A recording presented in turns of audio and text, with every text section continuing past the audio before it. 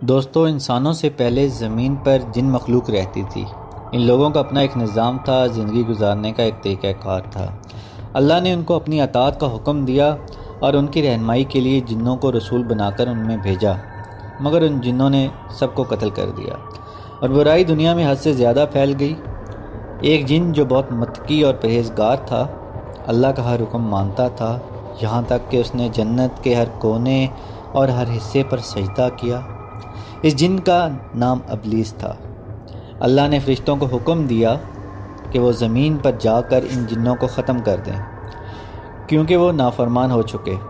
ابلیس نے بھی فرشتوں کے ساتھ اس جنگ پر جانے کی درخواست کی، اللہ نے وہ مان لی۔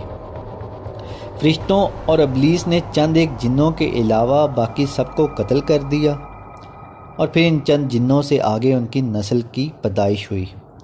اللہ نے جنوں کے قتل ہونے کے بعد کہا کہ میں زمین پر ایک نئی مخلوق بنانے جا رہا ہوں، جس کو میں اپنا نائب بناؤں گا۔ فرشتوں نے کہا کہ کیا ہم سے کوئی غلطی ہوئی یا عبادت میں کمی ہوئی کہ آپ ایک نئی مخلوق بنانے جا رہے ہیں اور یہ زمین پر فساد پھیلائے گی؟ اللہ نے کہا کہ تم نہیں جانتے جو میں جانتا ہوں۔ ابلیس بہت خوش تھا، اس کو لگا کہ اب اللہ اس کو زمین پر اپنا نائب بنائے گا، اور اس نے فرشتوں کو بھی یہ کہنا شروع کر دیا، لیکن جب اس کو پتہ چلا کہ وہ انسان ہوگا تو اس کو دھچکا لگا۔ اللہ نے جب مٹی سے آدم کو بنایا اور مٹی کو خشک ہونے کے لیے چھوڑ دیا اور روح ابھی اس میں داخل نہیں کی تھی، تب ابلیس اس بت کے پاس گیا، اس کو دیکھ کے سوچا اس میں ایسا کیا ہے۔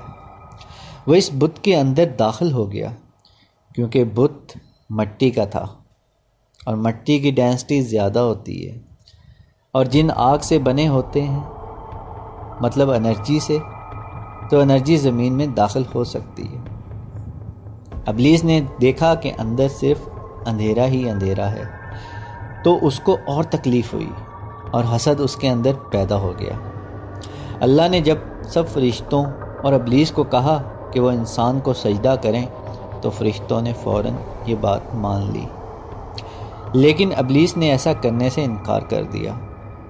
جب اللہ نے پوچھا کہ ایسا کیوں کیا، ابلیس نے کہا کہ میں اس سے افضل ہوں، میں آگ سے بنا ہوں، میں خوبصورت ہوں اور یہ خاک سے بنا ہے، میں اس کو سجدہ نہیں کروں گا۔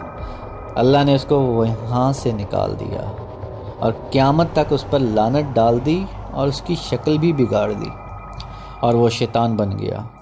ابلیس نے اللہ سے ایک دعا مانگی کہ مجھے انسان کے دل میں وسوسہ ڈالنے کی طاقت دے، اور مجھے ایک فوج اور بادشاہت دے تاکہ میں انسان کو بہکا سکوں، اور مجھے یہ کام قیامت تک کرنے کے لیے اجازت یا ٹائم دے۔